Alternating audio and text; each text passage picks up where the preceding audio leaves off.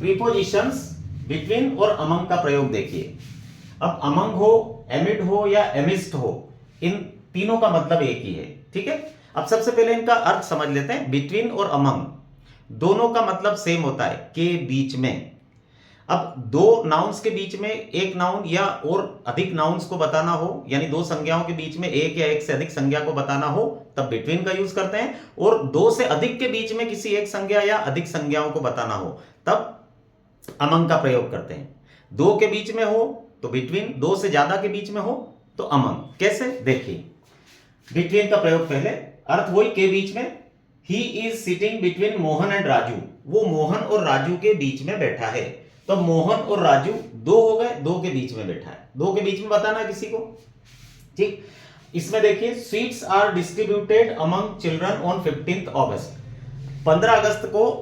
15 अगस्त के दिन बच्चों में मिठाई बांटी जाती है, मिठाइयां बांटी जाती है, यानी स्कूलों में मिठाई बांटी जाती है 15 अगस्त के दिन। तो अब ये तो पता है अपने को, इसमें लिखा कुछ नहीं है कि कितने बच्चे हैं, लेकिन ये तो पता है कि स्कूल में बहुत सारे बच्चे होते हैं, दो से तो ज्यादा ही होते हैं, तो यहां पर अमंग आ जाएगा, है ना। दो से ज्यादा के बीच में बांटी जाती है। अगला देखिए, my house is between A garden and A hospital.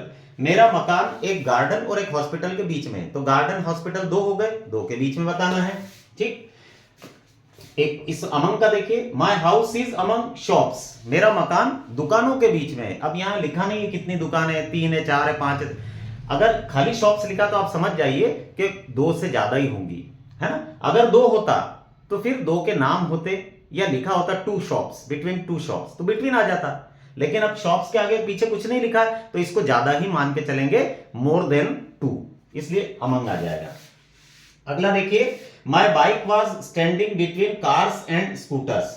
मेरी बाइक कार्स और स्कूटर्स के बीच में खड़ी थी। अब कार्स बहुत सारी हो गई, स्कूटर्स भी बहुत सारे हो गए, तो इसमें बिटवीन क्यों आया, अमंग आना चाहिए, लेकिन यहां बिटवीन आएगा। बिटवीन इसलिए आएगा क्योंकि कार्स का एक ग्रुप हो गया, यानी बहुत सारी कारें खड़ी थी एक तरफ, और एक तरफ बहुत सारे स्कूटर्स खड़े थे, उनके बीच में मेरी गाड़ी खड़ी थी। तो ग्रुप तो दो हो गए ना कुल मिला के, कार्स का एक ग्रुप और बाइक स्कूटर्स का एक ग्रुप हो गया। उन दो ग्रुप के बीच में मेरी बाइक खड़ी थी, तो ग्रुप तो दो ही हुए, ये है, इसलिए आएगा, ठीक है।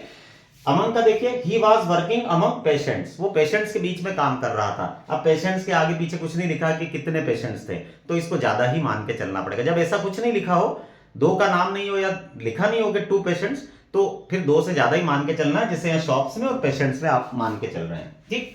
अब एक प्रयोग बिटवीन का अलग से देखिए, ये अलग है। The meeting will be held between 9 to 12 AM। Generally क्या होता है, हम समय को बताने के लिए बीच में टू लाते हैं। दो समय को अगर बताना हो, दो टाइम की अलग अलग बात करना हो, तो बीच में अगर कुछ रखना हो तो टू रखा जाता है ना। लेकिन अगर बिटवीन का यूज करना है तो फिर टू नहीं आएगा। 9 से 12 के बीच में मीटिंग रखी गई, ऐसा नहीं, है ना। टू की जगह फिर यहां एंड हो जाता है। अगर बिटवीन का यूज हो रहा है तो फिर एंड आ जाएगा। यानी यूं समझ लीजिए कि अगर कोई ऐसा सेंटेंस आया है जिसमें 9 to 12 AM या ऐसा कोई टाइम दे रखा है, दो समय के बीच में 2 दे रखा है, तो वहां बिटवीन का यूज नहीं होगा। और अगर ऐसा समय दे रखा है जिसमें दो समय के बीच में एंड आ रहा है, 2 की जगह एंड आ रहा है, तो फिर उसके साथ हमेशा बिटवीन आता है। यानी बिटवीन के साथ 2 नहीं आएगा दो समय के बीच में, लेकिन बिटवीन के साथ एंड आ सकता है।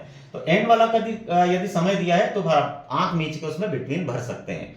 2 वाला दिया तो बिटवीन नहीं आ सकता उसमें, ठीक है। तो ये थे आपके बिटवीन और अमंग के प्रयोग। Thank you.